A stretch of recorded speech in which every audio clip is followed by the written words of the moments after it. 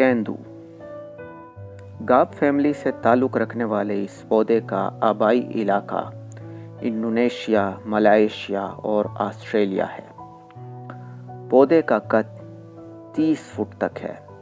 इसको चमन आराई में एवेन्यू के तौर पर लगाया जा सकता है।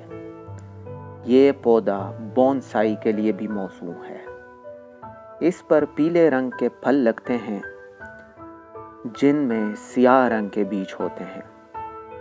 इसकी अफ़ज़ाइश बज़रिए बीज की जा सकती है। बीज इसका सख्त होता है, इसलिए बुआई से पहले अगर बीज को गर्म पानी में भिगो लिया जाए तो उगाव की शरह बेहतर हो जाती है। इसमें पानी की कमी को बर्दाश्त करने की सलाहियत मौजूद है। मुकम्मल धूप में इसकी बेहतर नशोनुमा होती है।